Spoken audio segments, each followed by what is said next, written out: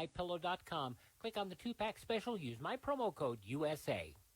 The RNC says President Trump raised nearly $25 million for his re-election in less than 24 hours. The president tweeted thank you, and as to how the media is covering the president in his Tuesday night speech in Orlando, Florida, Molly Hemingway is an editor with The Federalist. She tells Fox News, "This is exactly what we heard in 2016, and it is somewhat disappointing that the media haven't even updated their spin on things.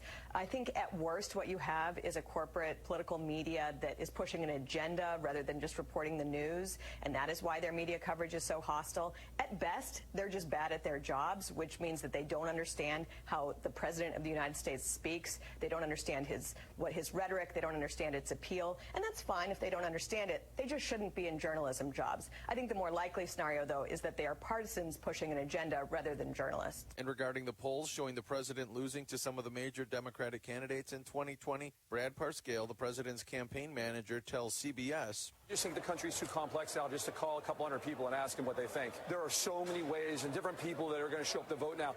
The way turnout now works, the abilities that we have to turn out voters, the polling can't understand that. That's why it was so wrong in 2016. It was 100% wrong. Nobody got it right. And not one public poll. And the reason why is it's not 1962 anymore. I think we win an electoral landslide as of today." For USA Radio News, I'm Tim Berg. Hello, everybody. This is Jim Minadio. Welcome to HackHunterdon Radio. I'm your host, again, Jim Minadio. I'm the president of Zero Surge, and it's located in Frenchtown, New Jersey, and online at zerosurge.com. This is a 1-hour show that examines the current innovation trends, talks with local innovators, and ends with the story of innovation from the past. And so before we get started, we will have some news and weather, and we'll get the show going.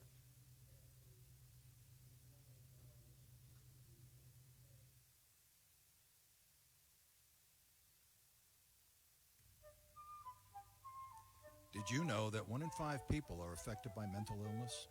NAMI Hunterdon is the locally affiliate for NAMI, the National Alliance on Mental Illness.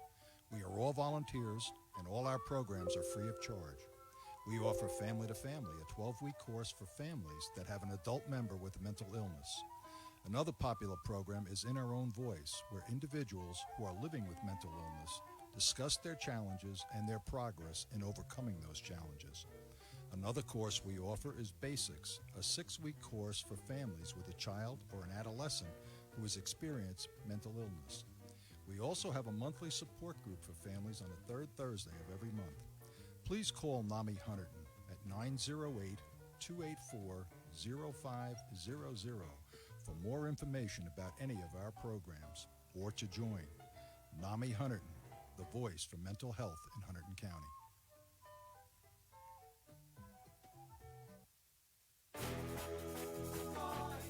Are you looking to get your message in front of a qualified audience through all the noise out there today? Consider taking an advertisement out on Hunterdon Chamber Radio, WHCR DB, the voice of business. Contact the Chamber today at 908-782-7115 or give us an email at info@hunterdon-chamber.org.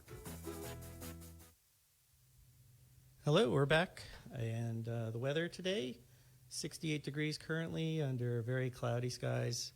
Looks like it's going to rain again tonight, probably rain again tomorrow, and then hopefully it'll get better by the weekend. So that's your abbreviated weather report. I'd like to introduce myself in the show. The reason why it's called HackHunterdon Radio is that it is an extension of the HackHunterdon meetups and hackathons. HackHunterdon started out as an economic development effort, but it's grown into a community of innovation. And more than just computer scientists, there are people with a variety of industries involved in various HackHunterdon events. So who am I? I own a company called Zero Surge. We're a technology-oriented company. We protect equipment from surge damage and power failures. We've been around for 30 years. I bought the company 5 years ago in 2014. And we're located in Frenchtown, and we've been manufacturing there again for 30 years. About me, I like to read about the history of innovation, so we'll have a little innovation story at the end of the hour. And, I'm involved in a lot of state and local business groups, the New Jersey Manufacturers Extension Program, NJBIA, which is a business group, get involved with labor issues as far as training and, having a educated workforce. And then also about me, you'll see me on the volleyball court or listening to local blues musicians. So shout out to Bob Lanza and Trevor Power and Katie Henry and all the gang out there that we like to listen to. So what I like to do is the way the show will be formatted is the first segment we'll talk about what's new in technology, what's new, what's happening in innovation. And the second or third segments we'll have people here being interviewed. Like today we have winners from the recent hackathon. And then in the end we'll have a story of innovation and something that was interesting to me that I read in the past. Kind of gives an idea of how one little intervention or one little idea turned into, snowballed into a major event. So let's get started. So some new innovation that I was reading about this week. The first item is headlined the Pumping Heart Patch. So there's researchers in England that are actually using stem cells to create a heart tissue. And what it does is they create it, like I'll see if I can show on the screen there. It's a little, it's like a little mesh. And what they do is they implant it on the heart when you have a heart condition, and it actually will start pumping the heart for you. So it's like adding an extra pumper on top of your heart. And they've had some really good success in tests with rabbits and rats and things like that, and they're looking at doing human trials, so that would be interesting. And that, again, was out of England. The second story is a company called Atom Power. Again, my company does power stuff, so this always catches my eye, these power stories. They created the first ever digital circuit breaker. And you go, well, what's the big deal about a circuit breaker being digital? Well, right now with renewable energies and solar, wind, you have power from grids, you have generators. You need to have a separate disconnect for every one of those power sources. So you can't just run one circuit breaker and then have the grid and then have your generator and your solar farm all feeding in through that breaker. So this digital breaker allows you to have one breaker, which will make everything channel through that breaker. And so it's pretty exciting, and it's an important product. I don't know anything about the company per se, and I don't have any investment in it or anything like that, but I would say that it's a very important feature if we're going to have renewable energy in the future and make it more useful for everybody. Okay, and then the last article was something more local. Our local assemblyman, Andrew Zwicker, he actually co-wrote a bill that's up for signing at the governor's desk to institute blockchain technology in government paperwork. And you go, well, what's blockchain? Well, if you've heard of Bitcoin, it uses blockchain technology. Now, they're not talking about creating a new kind of currency in New Jersey. What they're talking about is using that fundamental trust aspect that goes with Bitcoin and use it for filling out government forms, maybe your driver's license, maybe permits, and using that technology would actually make filing for paperwork in the state of New Jersey easier and quicker. So the advantage would be, versus other states is that, we need to attract businesses here. And one of the things people complain about is the red tape in New Jersey. So that is one innovation that may lead to, better for businesses in New Jersey. And then I guess those are the three articles, and, I'll have things like that. So if you guys see stuff you want to promote or talk about that you're doing currently, send them to me through the Facebook page, or I have my email address on there. It's jmanadio@zerosurge.com. And, we could post it on here and talk about it. And so I think what we'll do is we'll have a quick break, And when we come back, we'll have one of the hackathon winners, and we'll talk about his project and see what he thought about it, and we'll go from there. So we'll have our break, and we'll be right back. Rab Coins of Flemington, New Jersey has been in business for over 40 years. We are highly competitive buyers of gold, silver, and platinum coins, jewelry, and scrap metals, and have recently been named the exclusive gold buyer for Diamond Nation and Health Quest. We also provide professional appraisals, sales and liquidation services for individuals, law firms, estate trustees, and bank trust departments in New Jersey and Philadelphia.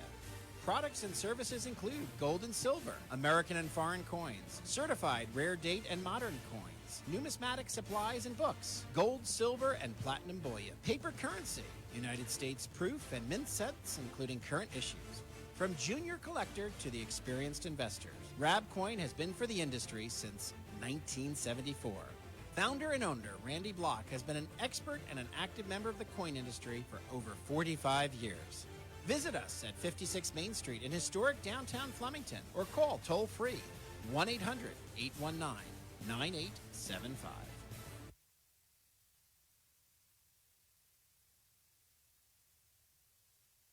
You're listening to WHCR-DB, HunterdonChamberRadio.com.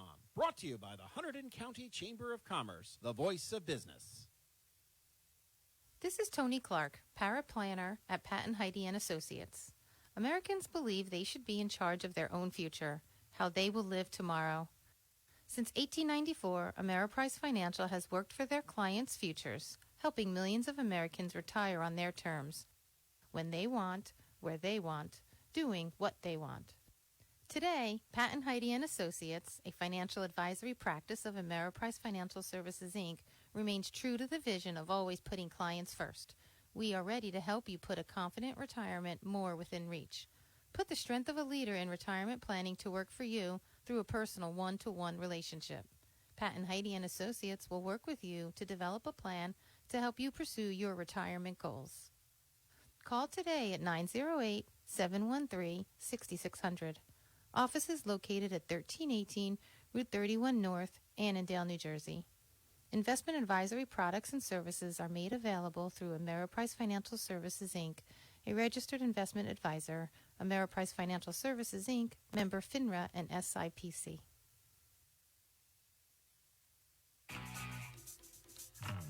Advancing Hunterdon is an ever-sharp focus on the growth and prosperity of Hunterdon County's businesses. Advancing Hunterdon engages businesses within and throughout the county that are responsive to a call to action as the next chapter in business success. If your business and organization wants to get engaged, contact the Chamber today at 908-782-7115 or give us an email at info@hunterdon-chamber.org. Advancing Hunterdon, a roadmap for economic growth for the business community of Hunterdon. Hello, we're back, and first show jitters, I guess. So we have guests today. Make sure, yep, everybody's on camera there. And so we have the two finalists from the hackathon from last month. We have the first place and third place winner. Next week we'll have the second place winner via phone because he a little bit older, so he has a day job, he's working, so he can't just get away as easily as the other two guys here could. But that's good. And all right, so the first one we'll do is David Zhang. He's from Annandale, and he competed by himself as a team of one. I guess all top three people were a team of one. And so David, welcome. Yeah, thank you, Jim. And so how did you come up with the idea? So let's talk about your idea. So your project was called? Yeah, so my project was called Neutrum Scale, and it was basically a Chrome extension that shows you how polarized the news article is, Okay. as well as the validity of the source. Okay, so Chrome, obviously for all the non-technical people out there, basically he's saying that, web browsers can have add-on programs that can do extra functions for you. If you're familiar with Chrome, it has a lot of different extensions for doing things like adding a news widget or adding weather, and so you're able to program your own specific extension, correct? Yes. Okay, and then how did you program that? What kind of language did you use? So usually Chrome extensions are JavaScript. Okay. There's also CSS, HTML involved in the actual UI or the interface of the extension. Okay. So yeah. Okay. And then, so where did you come up with the idea to do this? Well, I was reading an article the other day about media bias, and I just thought it was really interesting how, like, the news we were receiving is just kind of meant to brainwash you in some sense. Mm-hmm. And I wanted to make clear how, like, before you read a source, how biased it is, so that you know, like, maybe this source is Republican and I'm a Democrat, so it's not going to, like, fulfill my needs. Okay. Yeah, I mean that sometimes, like, I'll read an article thinking that it is slanted one way or the other because of the source, and then you find out after you read it that it actually is their opposite source. You know, like a newspaper like the Washington Post is generally liberal, but they do have conservative reporting and conservative columns and things like that. So it's good to know, because sometimes it surprises you as a reader, you know, that it's even that way. But I can see the value of, and obviously for clarity too, for people who didn't know, I was one of the judges of the hackathon. So the value that we saw in this as judges was, you know, it is definitely topical, and that, you know, there are people that don't understand the concept. Even though people talk about bias in the news all the time, there's still people who still don't understand it. But because the internet is so prevalent, everybody thinks what they read on the internet is true. Yeah, right? Yeah, it's definitely an issue. Like, anyone can create a website and post an article. Right, right. And so, so what was I going to ask that? Oh, so the next thing then would be, so what kind of problems did you have when you started doing the project? Were there any headaches or you know, things that held you back? So obviously, like, the time limit was a big issue, because I know guys who, like, work for weeks on projects like these, but I was able to get it done just because I've worked on Chrome extensions in the past, so I was pretty familiar with it. Okay. Okay, so that's good. So for the future hackathon contestants, you know, go with something that you know how to do. You know, if you're used to doing Chrome extensions, then maybe you should do a project on Chrome extensions. You know, don't pick something that's, you know, an app for a phone if you're not used to doing phone apps. Yeah. Which I guess I've seen, being involved in all three hackathons, we've seen teams where you'll have several people and maybe one person only knows how to do a certain kind of programming, and it kind of hampers their development. So how did you find the hackathon as far as, you know, the comfort, the food, things like that we do to try to keep the contestants happy? Yeah, I thought it was pretty well organized, especially with, like, the sponsors actually coming in. Mm-hmm. Yeah, I just thought, I thought the overall structure of the event was, like, phenomenal. Oh, great, thank you. I do work on that too, so I'm on the board for it. So yeah, there's a lot of planning that goes involved, and we do get a lot of help from the sponsors, and we do appreciate that. Did you interact with any of the other groups while you were hacking? Yeah, I interacted with Paul's group, okay. actually. And, okay. His friends group, I don't quite remember his name, but Rohan, yeah. Okay, so what did you guys do? Did you trade off, like, tips, or were just hanging out, or just for breaks, or? Yeah, so on the last day we kind of just hung out, but me and Paul were both working on machine learning applications, so I mean, we talked a little about that.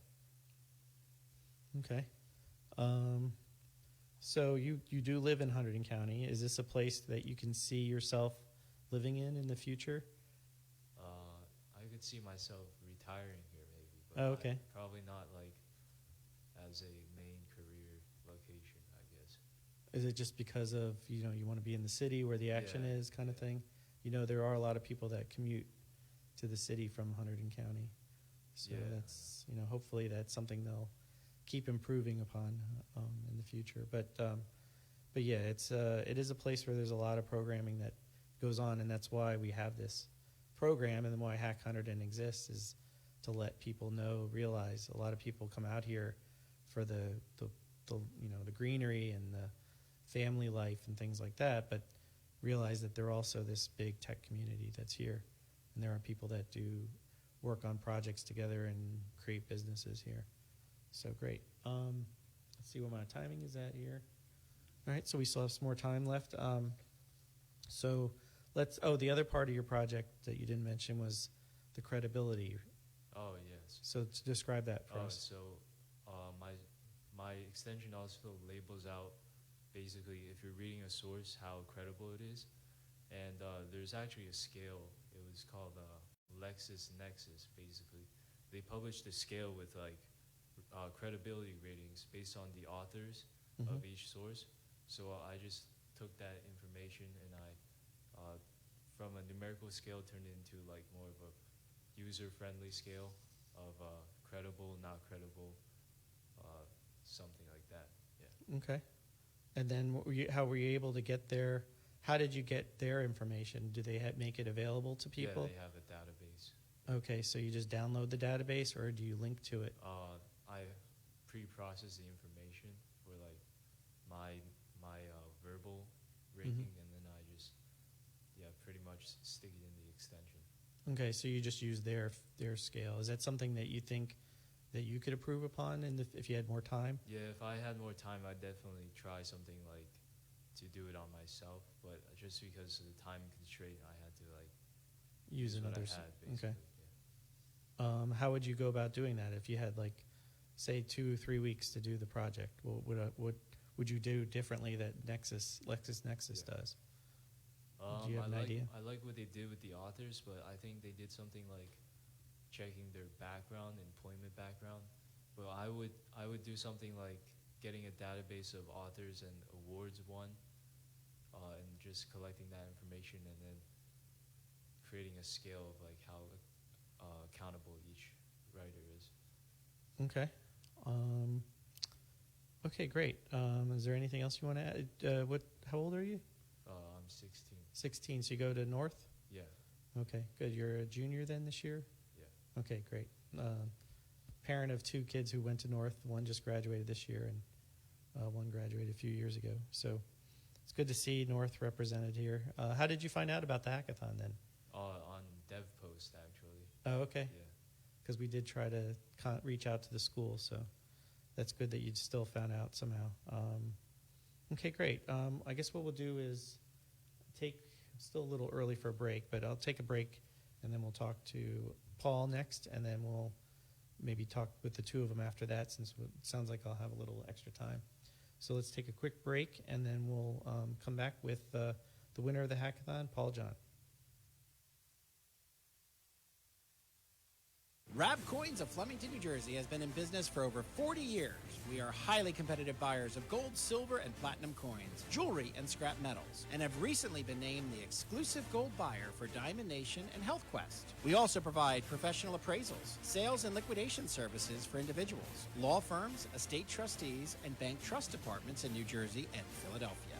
Products and services include gold and silver, American and foreign coins, certified rare date and modern coins, numismatic supplies and books, gold, silver, and platinum bullion, paper currency, United States proof and mint sets, including current issues.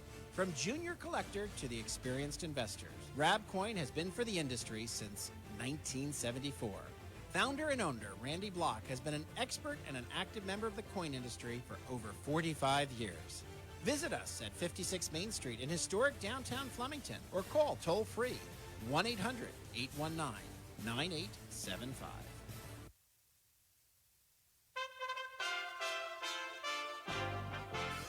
USA Radio News with Tim Berg. The Fed Reserve is leaving interest rates unchanged. The benchmark rate remains between 2.25% and 2.5%.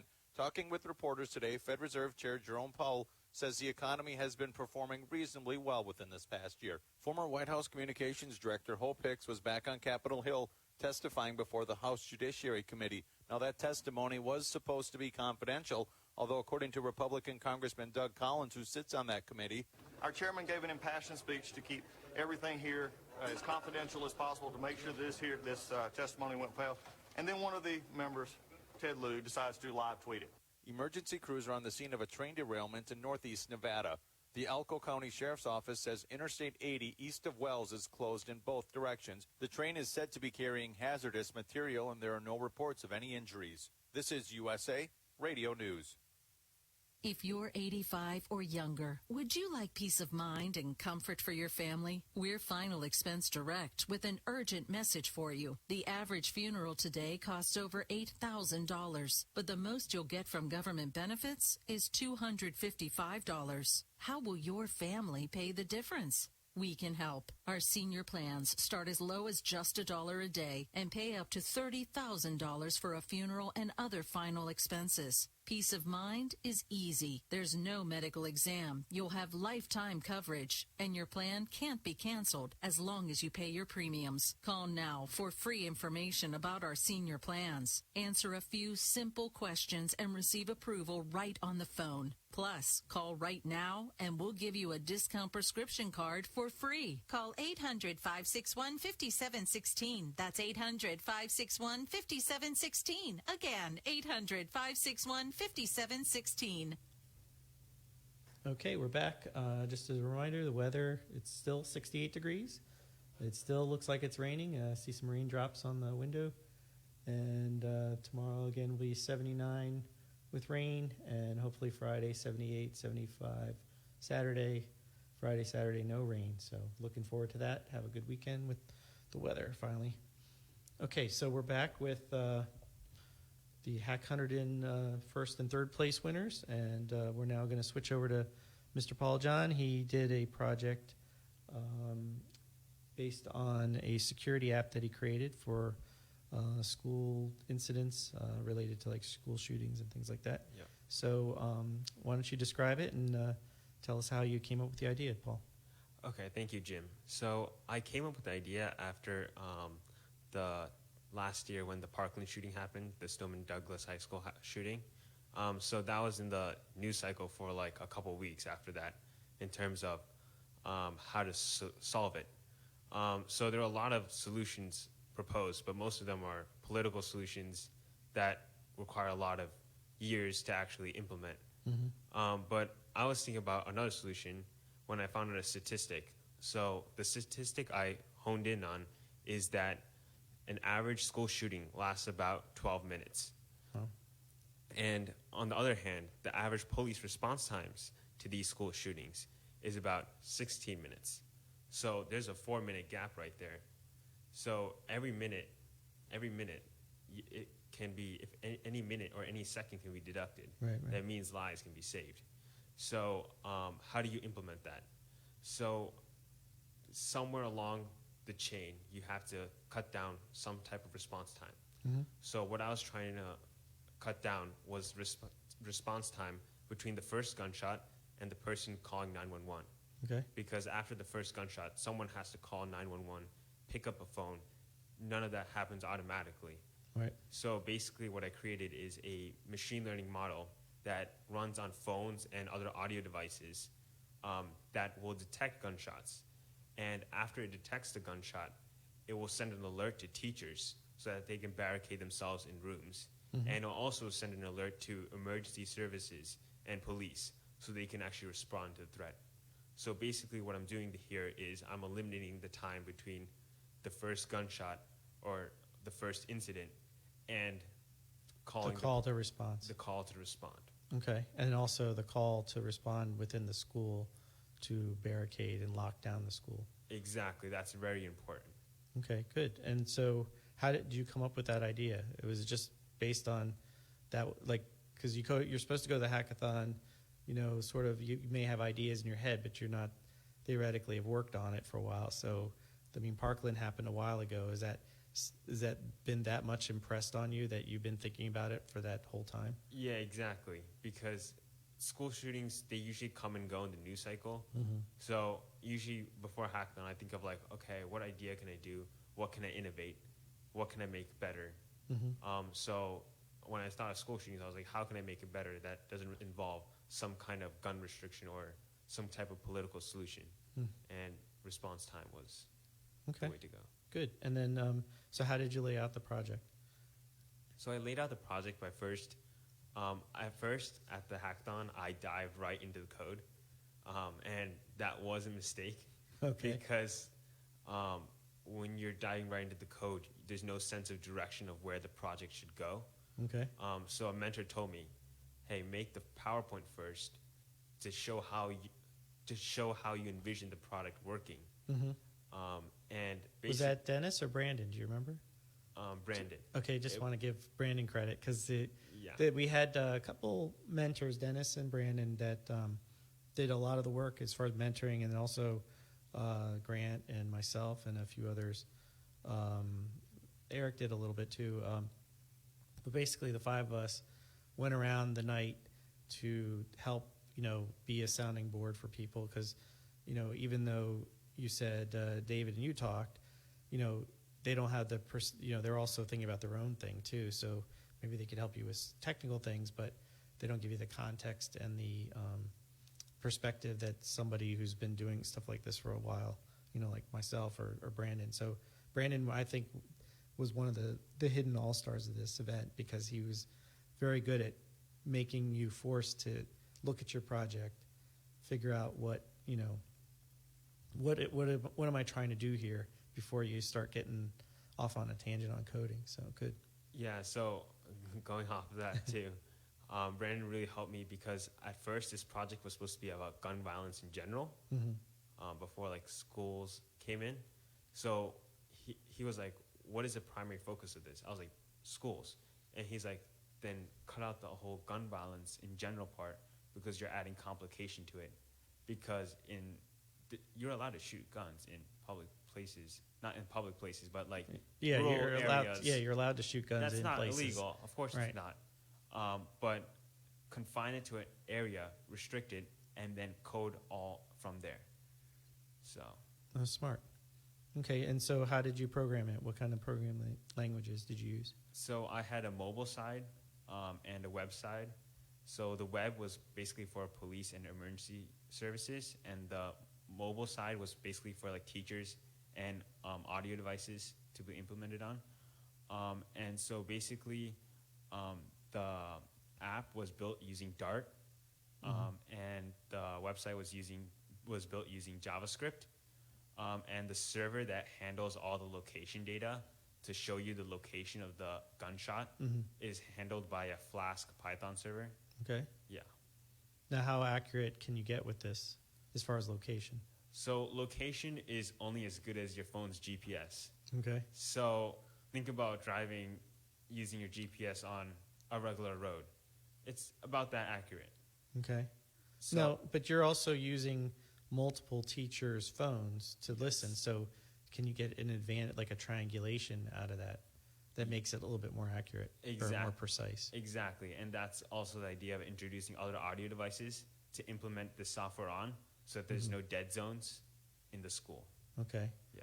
And so if you have a fixed audio listening, then you know exactly where that location is. Exactly. And so then you have a way you would feed that into that mapping.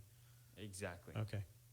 And okay, so what other problems that you had while you were doing this? Is there any, as far as, initially it was because you started coding before figuring out the solution.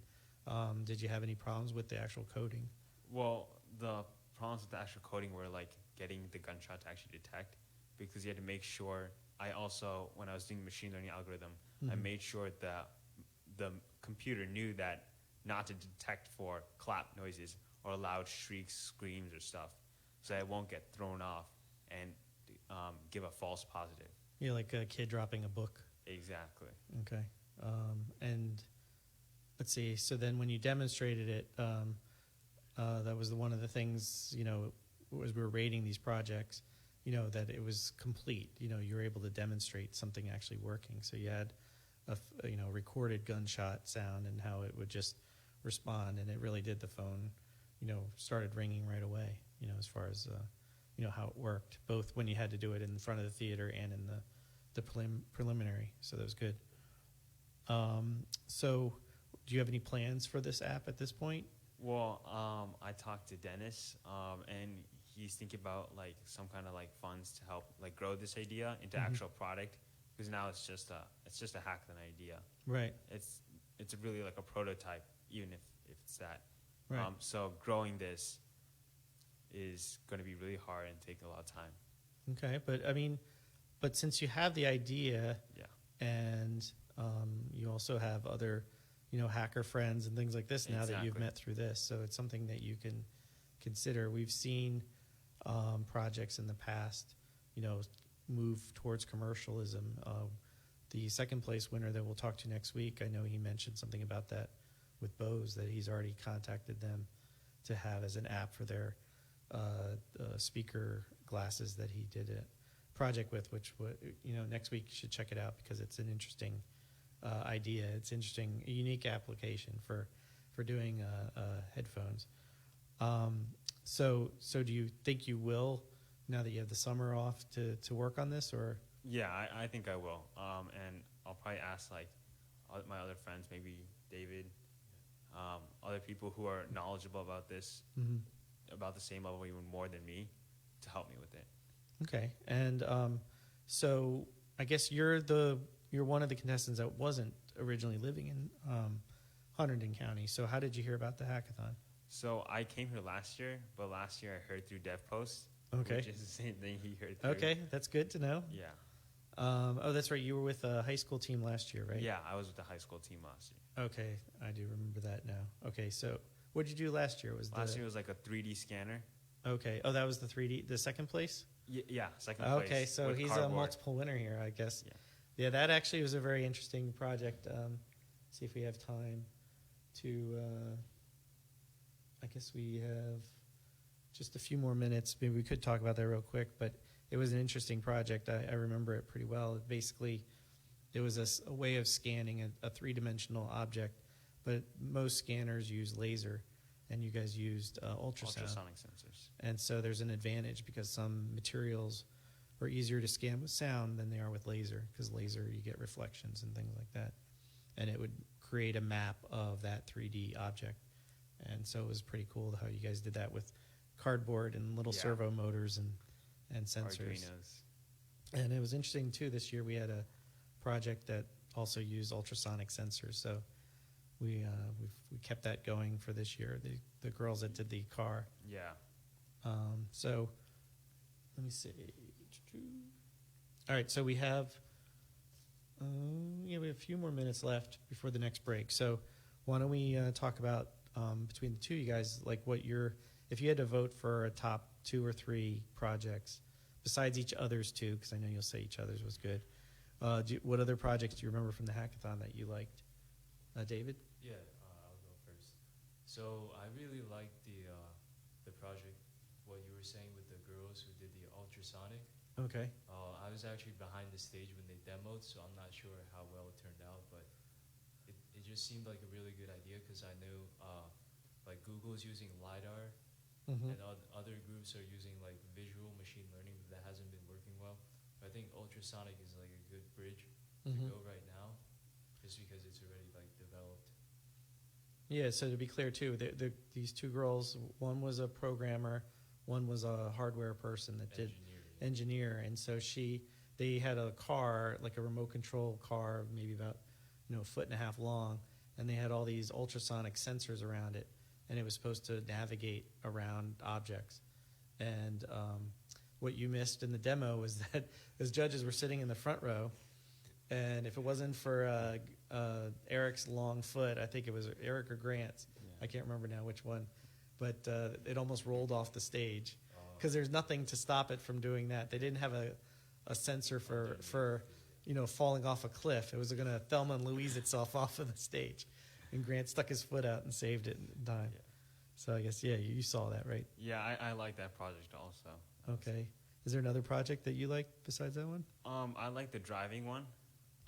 It didn't quite work.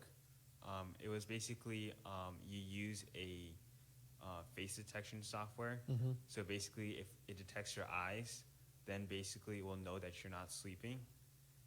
It's just kind of like a simple application, but I think it has potential. Okay. Yeah, when they did the preliminary judging, he scored very well because it worked. But what he didn't account for was that when you're on stage, to do it. We were doing it in the theater at Hunterdon Central, and the theater was lit for a theater, so it was darker. And so his phone, he didn't set it, he didn't think about the concept that, most people are falling asleep when they're driving when it's dark outside. Yeah. And so it didn't detect his face because it was too dark. And so it was something he didn't consider, and that's a problem when you're doing a project in one day. Exactly. These little things happen.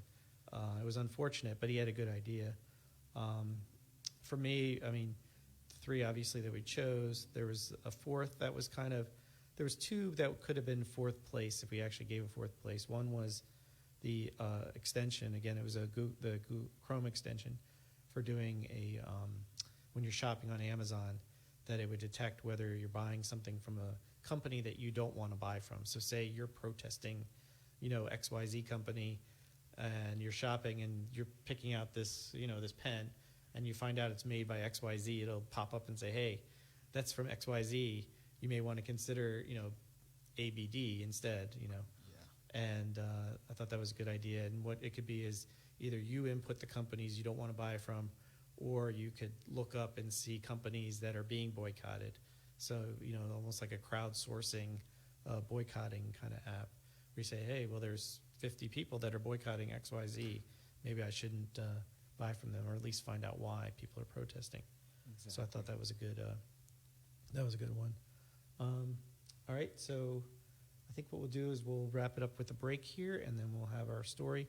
So I want to thank both David and Paul for coming out and sharing with their projects. You guys can stick around and listen to this story. So to tease the break for the next story, we're going to talk about how the invention of creating acetone synthetically and how it led to the creation of a brand new country. So stick around and we'll tell you how. You're listening to WHCR-DB, HunterdonChamberRadio.com. Brought to you by the Hunterdon County Chamber of Commerce, the voice of business. For over 50 years, Hunterdon Medical Center has been a leader in delivering comprehensive medical and health services to our community. Our staff is committed to providing the highest quality of care to our patients. If you need a physician, we can refer you to over 300 of the best. Call Hunterdon Medical Center's Physician Referral Service at 1-800-511-4HMC or visit us on the web at www.hunterdonhealthcare.org. For over 50 years, Hunterdon Medical Center has been a leader in delivering comprehensive medical and health services to our community. Our staff is committed to providing the highest quality of care to our patients.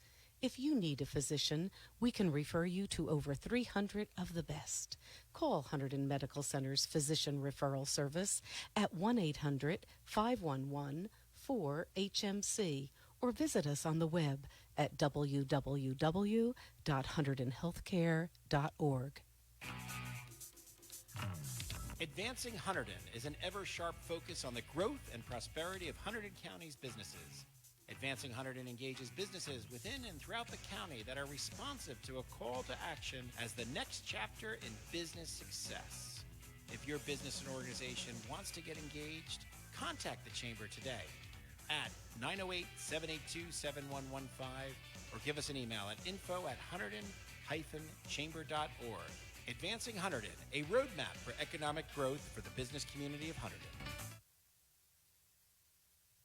Hello, I'm back here. So, as I promised, a story of innovation from the past. So this story starts almost 104 years ago, 1915. There was a lecturer named Dr. Chaim Weizmann at the University of Manchester in England. And what he did was he invented a fermentation process. So he basically took starch from different corn, potatoes, even nuts, and he was able to make chemicals out of it by using certain bacteria. In particular, he was inventing a method for doing acetone and butyl alcohol. And why that's important is because acetone is a key component in smokeless gunpowder, or cordite.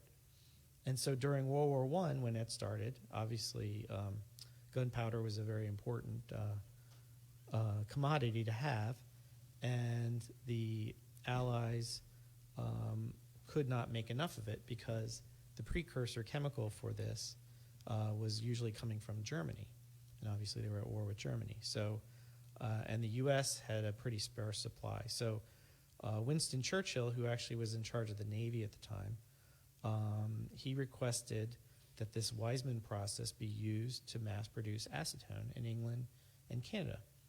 And so with the expansion of the war, and World War I is called the war to end all wars because it's the first war where bullets killed more people than disease or famine. And so obviously using a lot of weaponry during that war. So it was very important in keeping England to the point where they were able to survive the war. So as part of his reward from England, one of the lords, Lord Balfour, said, hey, this has been a great thing. I will offer you any prize you want for this process, because we couldn't do it without you. And so he said, there's only one thing I want, and it's a national home for my people. So, duly impressed, Lord Balfour issued the famous Balfour Declaration of 1917. So if you guys are following in the news closely enough, you may have heard that name before, that phrase, the Balfour Declaration. And what that was it was committing Britain as a government to establish a national home for the Jewish people in what was then called Palestine. So ultimately, the British mandate gave way to the modern state of Israel after World War II. So Dr. Weizmann actually became Israel's first president of Israel. I believe Einstein was in the running too, but begged off because he didn't want to get involved with politics. But so this, humble scientist from Manchester ended up becoming the first president of a brand new country right after World War II. And one of the other aspects of this that's interesting from an innovation standpoint is that Israel is very good at taking research and then turning it into a business. And so they were the first country to really establish this pipeline of taking fundamental research at a university or at a government facility and finding a business opportunity to have it commercialized. And this is something that we can trace back to Dr. Weizmann as one of the first instances where Britain did that with his invention. And he ended up patenting 100. He had 110 other patents, and most of them were also to benefit society as well, not just with gunpowder, but he did research on eye and some other medications, and he also laid some of the fundamental research that ended up making penicillin. So he did some good as well. Okay, so we're almost done, and for my first show, so I'd like to do a bunch of thank yous for all the people that got me to this point. It'll be a little longer than our normal goodbye here. So thank Michelle, who's to my left here, and Chris from the Chamber for giving me the opportunity and the training to get this done. Thank Chris and Bianco for setting up this nice studio. It's kind of a cool setup, makes it pretty easy for us. I want to thank Mark from Max Fitness. If you're watching, Mark, you let me sit on the show with you and learned a lot from you. And Mark Salick and his team from the Economic Development Office for their encouragement and support. I'd like to thank the gang back at Zero Surge. To Donna, thank you for helping me with the marketing and letting me bounce ideas off of you. To Deb for keeping the products rolling while I do this. And to Jen, Dave, Tony, John for putting out quality products every day. Thanks to my wife, Debbie, and my children for putting up with my enthusiasm for HackHunterdon. I'm always out at a meeting or getting involved, talking with Mark, emailing him back and forth. I'd like to thank the HackHunterdon community for being welcoming. I mean, I'm not a programmer per se. I mean, I did it a long time ago, but they treat me as one of their own. And to all the rest of you innovators out there, the original meaning of the word innovator was rebel. So the original innovators were rebels and revolutionaries. So, if you keep rebelling against the doubters, you can make your ideas a reality. And so with that, I think we're a little early, but, we'll say goodbye, and hopefully the show will run a little longer next week. So thank you all, and see you next week.